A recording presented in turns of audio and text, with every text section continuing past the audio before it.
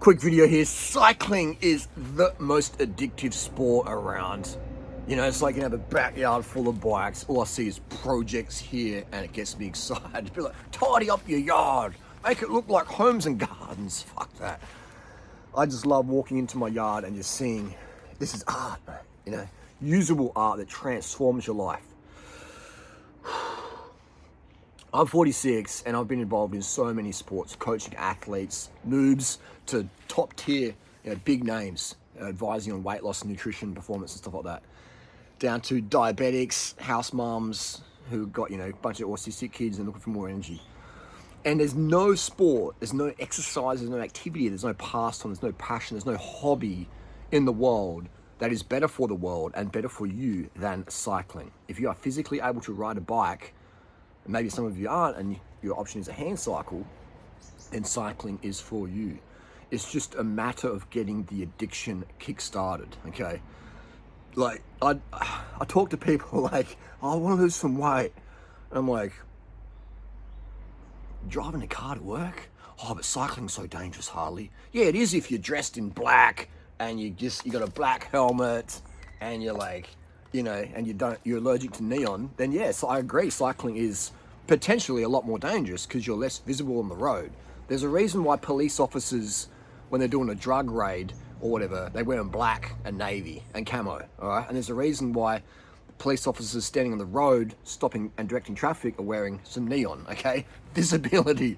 So if you're making yourself more visible, maybe, I'm not a scientist, I'm not a scientist in photo nanos, whatever, but I think maybe if you're wearing something that's visible, highly visible, high vis, like a glowworm, then you're probably going to have an increased level of safety. I could be wrong though. I'm not an expert. I don't have a doctorate, so what would I know?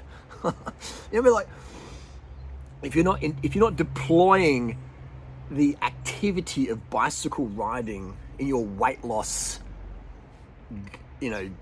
arsenal, you're literally leaving the lowest hanging 50 kilo fucking jackfruit off the tree. You're walking straight past it and you're trying to climb to the top for some unripe acorn nuts. You got this big 50 kilo sugar rich, nutrient dense jackfruit just waiting for you to fist it and pop it in your mouth, and you're just walking straight past it. I don't want to cycle because I think it's dangerous. The roads are getting more dangerous.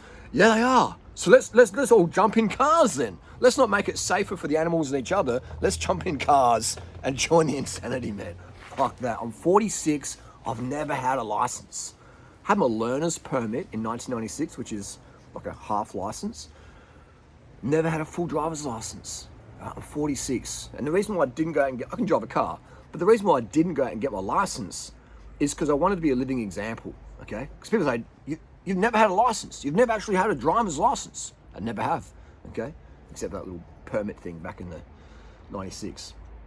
And that was for a permit for a motorbike license. Wasn't even L's for a car. So I just wanted to be the example, man. Be the change you want to see. Walk your talk. Boom, boom, boom. So think of all the money I've saved, the kilos. I would be obese. There is no question. I would be the fattest motherfucker out there, man.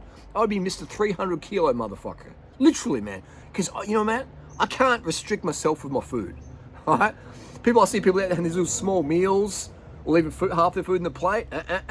I'm eating every single bite I put on my plate. I'm eating. And if I can't finish it in that moment, I'll put it aside, have a deep breath, breathe out, get it in later on, all right, or next day. Nothing goes to waste, okay? I even go through bins looking for food to give to animals and stuff. I just hate seeing things going to waste. And I can't calorie restrict, counting calories, like, I've got to type in how much I ate and how much did I put. Fuck, boring as fuck. No, I can't do that. So without cycling, I'd be obese. Well, Harley, I know a lot of fat cyclists out there, so if cycling makes you lean, you're very, very lean. But how come I see fat cyclists? Well, some of the reasons for that is those cyclists just eat way too much fat and protein, and they restrict carbohydrate, and they're doing yo-yo diets and all that stuff. So what cycling, so there's obese cyclists out there, okay? But they'd be more obese if they weren't riding a bike, okay? And that's what I think cyclists talk about nutrition. Like, I can't calorie restrict. You know, I can't restrict my food sizes. If you ask any nutritionist in the world if my diet is normal and healthy, I'd say most of them, on record, would say definitely not. It's too much food. It's too much sugar. It's too much carbohydrate. It's too much ultra fine processed fine sugars. But behind the, off camera, they'd be like, fuck, Harley, you're lean and you don't restrict your food. Like, I want to do what you're doing. Do you know how many nutritionists and dietitians I've coached for weight loss? And how many of them would go on record to say, yeah, no, zero. That's not how it works. All right? People are like, no. But then behind the scenes, like, hey, like, what do you got? It's a bit like people saying, drug dealers are bad, blah, blah, blah. And then they find a briefcase full of drug money, like, oh, it's all right, isn't it? Yeah. So it's just how it is. That's cool. But cycling's taught me all this. This is all because I didn't get my driver's license and I rode my bike instead. And it just carried on like that. And then I became like the dude who's like, oh, you're going to ride to the party, you're riding here, oh my God. And I started getting significance for riding my bike distances. And it felt good. I felt good riding there because I'd get there and I'd be knackered and be like, damn, how am I going to get home? And then people are like, oh, hell, you rode. And I had a great bunch of supportive mates back in the day. And everyone's into bicycles, really. Everyone's into bikes, man. Every motherfucker's into bikes. Especially if you were born in the 70s, 80s, or 90s. Everyone's into bikes, man. Everyone can appreciate the bicycle. Even the most full-on Karen, you get into cycling, she'll get addicted, okay? It's, so, it's addictive, man. And cars are handy, but they're just overused, man. Cars make you fucking fat. If you're fucking fat, I want you to go outside and look at your car and say, you four-wheel motherfucker, you ain't helping me, are you? You're making me fatter. The car's like, yeah, come on, come and sit in the nice air conditioning, feel safe with you feel this artificial safety vibe going on with your ABS and your airbags and shit. Look how many people die in car accidents, right? Or cars, you got your airbags go off, knocks you out, and your car bursts in flames and you get burned alive. So cycling is way safer because you can choose the road you ride on. You can go on the footpaths, you can go on the back streets, you can go on little bike lanes. It's just, you can adjust your visibility, you're going a lot, you can control your speed better. If you're in a car and you don't feel safe going a certain speed because of conditions, you got all these people behind you just like, go, let's go, like whatever. Like, what if someone undoes your wheel nuts and your wheel falls off when you're driving along? That shit happens all the time. Look how many wheels fall off cars, okay? So, or you're just sitting in traffic in your car and then a fucking semi just gets your car and goes squash, okay? I know far more people, unfortunately, have passed away in motor vehicle accidents than I have cycling. And the cycling fatalities that I know involved, for the most part, probably 95% of them, someone wearing dark clothing, okay? And people say, well, you should better wear whatever you want on the road. Yeah, people should just look out better. Yeah, that's true. But visibility, man, all right? Let's increase the safety factors, man. When Mike Hall passed away, that really was like, damn, why am I wearing dark colours? Because I used to wear dark colours a lot because it's like easier to clean, it's less, less chemicals for the environment. And then I was thinking, man, I've got to make better effort to be visible, don't I? And even before that, I think 2016 is when I really started getting more into visibility. You watch some of my older videos, I'm wearing a black helmet, which really makes your head even hotter. And I wasn't so hot on the neons. But then 2016, I started putting on events. I was at an event in Thailand I had in 2016. I bought a helmet for a girl, a neon one, and I saw it coming down the mountain. I was like, damn, that helmet's so fucking bright. Because it was all fog up the mountain, up to Oyster Step, and just saw this neon helmet like a ghost coming down the hill. I was like, we got to do more safety shit. So the cycling teaches you all that. It teaches you attention to detail when you get into the tools and stuff. You know what I mean? When you get your tool addiction, man. You get addicted to tools and quality tools. Learning how not to round out a nut, and then you get a torque wrench, and then you get a derailleur hanger alignment, and you start fixing everyone's fucking bikes, and then you become a bike mechanic. And you're like, how do I become a bike mechanic? A year ago, I couldn't do shit, and now I'm fixing people's bikes and get paid for it, or I'm doing it for free, because it just makes me feel good. And I enjoy the response when I get a bike, and then give it a tune-up. People, oh yeah, it works better now, And there's always, another thing as well, there's always something to learn in mechanics. There's that growth, you get so much growth in cycling. There's the mechanic aspect, there's the performance aspect, there's the health aspect, there's the weight loss aspect, there's the social aspect, there's the significance aspect, there's the contribution aspect, there's that community aspect, there's the environmental aspect. Do we need more cars on the fucking road, man? Do we need more fat people in society? Be more cunts sitting there, just frustrated in their fucking box, stuck in traffic. Do you know how many minutes a day I spend waiting for cars on my bicycle? People don't wait for me. Like, I am out of there, okay? It's crazy. And the money, man, how much money have I saved? Every time I hit a red light, I get fitter because I put the brakes on. I've got rim brakes, so it's cheap. And then I've got to accelerate. So I'm activating I'm activating my core muscles, my legs, my buttocks, my quads. And when it's a red light, I'm getting fitter. Sitting in a car, red light, you're just chewing through brake pads, then you hit the accelerator, chew through more electricity or fuel or diesel or whatever you got. You know, and then you got to charge an electric car. You got to pay $100 what it costs to fill a tank up. How much does it cost to fill up my bike? What the fuck? Water and sugar. I get to eat more food. You know, it's great. And I get to increase my insulin sensitivity. All the type 1 diabetics who jump on a bike, they have their best insulin sensitivity ever. Okay? I love working with diabetics. Type 2, boom, they're like off the meds. Oh my God, what's happened there? Type 1, they got the lowest units of insulin ever used in their life on my protocols. And I learned that all from cycling. I had a type 1 diabetic mate back in 99. And he was like, man, my blood sugars are so good after racing the crit on the Saturday. I'm like, what do you mean? He goes, oh, I've got insulin sensitivity, got insulin resistance. I'm like, oh yeah? Yeah, so I introduced to that. And then I found out with Harold Hemsworth, who coined the phrase insulin sensitivity, insulin resistance. It just fucking goes on. It's just deep diving. And then you get into chain lubes, man. Right? Squirt. You start squirting.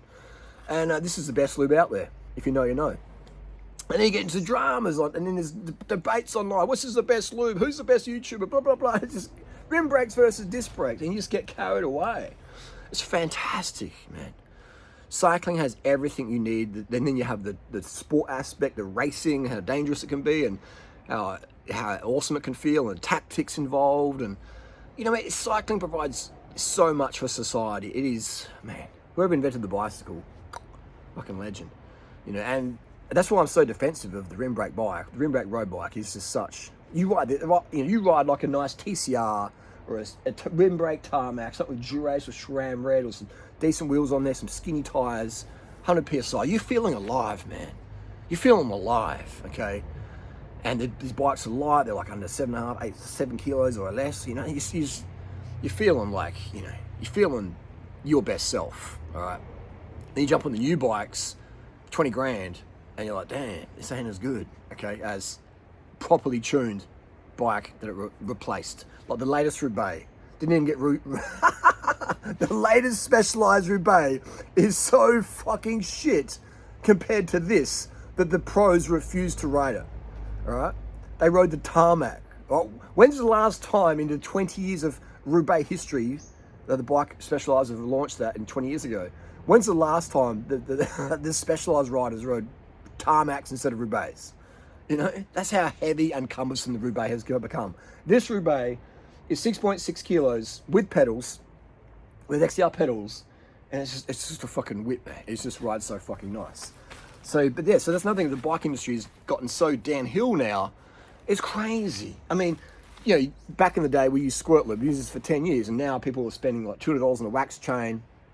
They're buying a Roubaix, spending 20 grand on that, and they're getting absolutely, in my strong opinion, absolutely ripped off, man. All right, if you're paying someone to lube your chain, all right, you are getting fucking ganked, my friend, ganked. If you think that lubing a chain involves using heaps of chemicals and a micro washer and an ultrasonic washer and all this faffing around, you know, like, if you believe that, you are getting fleeced, all right?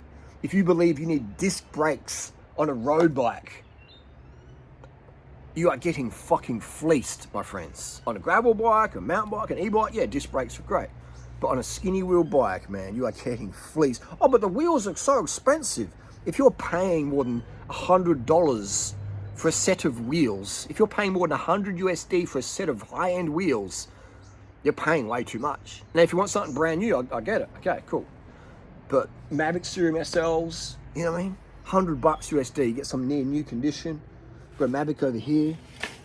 Like, you know, this is a Mavic Serum Equip. Still a great wheel, man.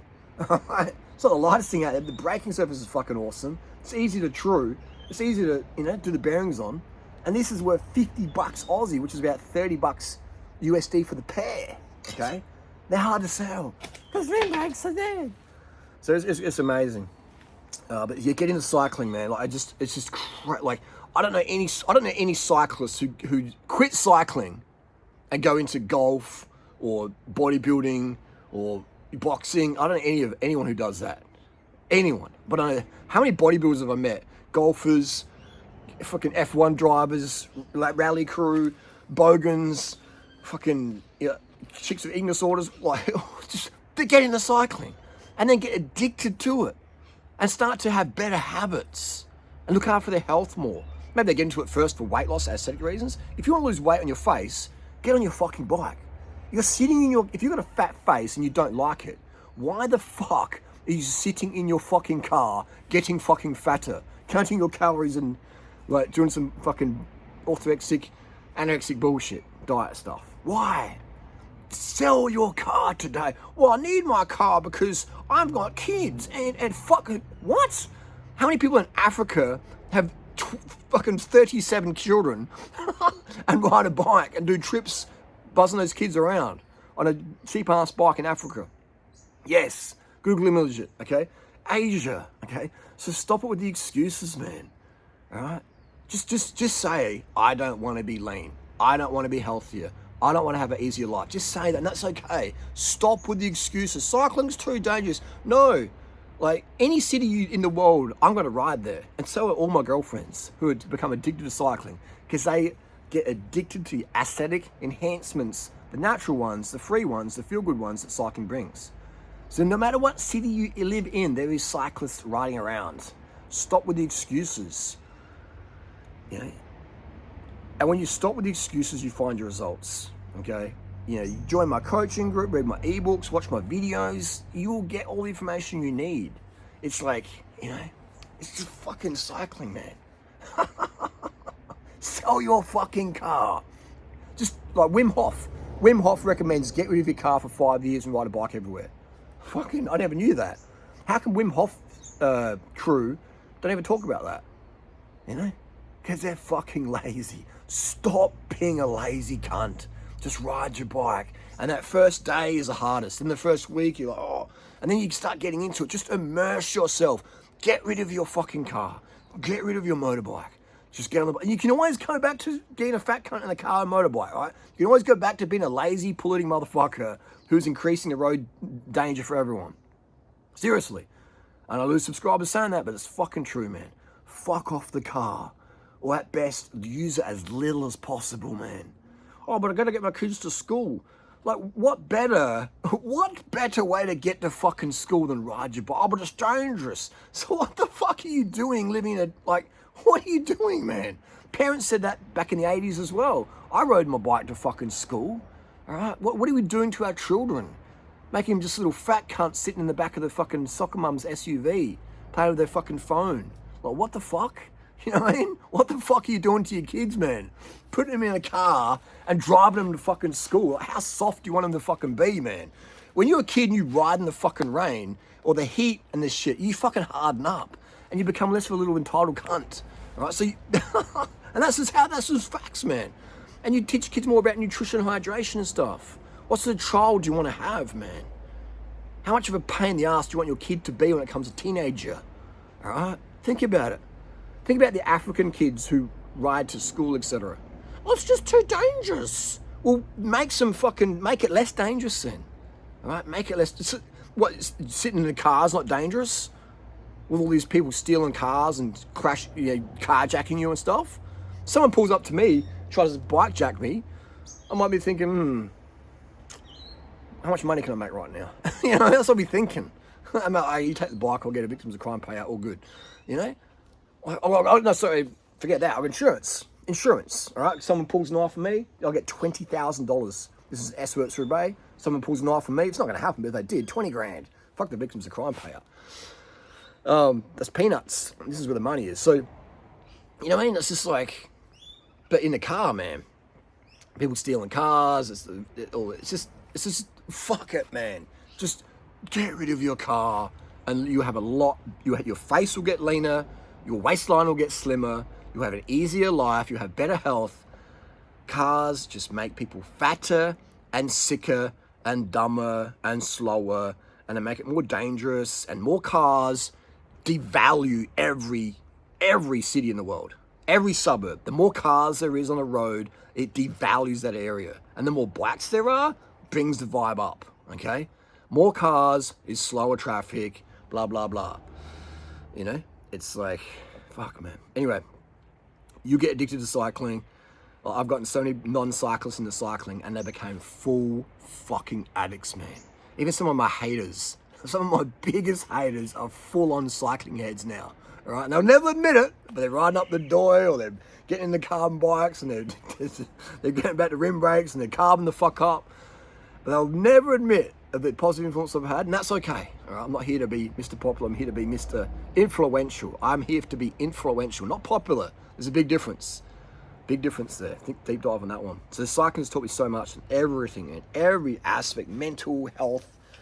Like, get on your fucking bike, man. Get on your bike, and you'll learn so much more about your area, the facts of how dangerous something really is or isn't, etc., etc. Be visible. Pay attention. Learn how to work on your bike. These bikes are so easy to work on.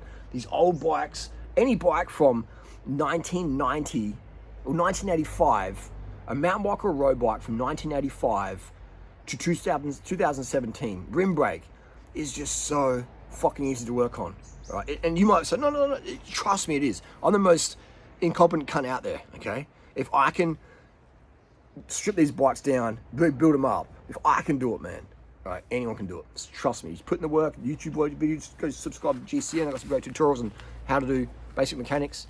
And then you start getting this self-esteem up, because you're like, well, I can fix a bike, I can fix a flat, I can fix a gear cable, I can do this and do that. Just simplify your life, man. Life's so short. Life's so short. Look how many people today are going to die in a car. Look how many people are going to die in a car, or die because of a car. Do you want to be part of that reality? Nah, not me. I'm riding my fucking bike.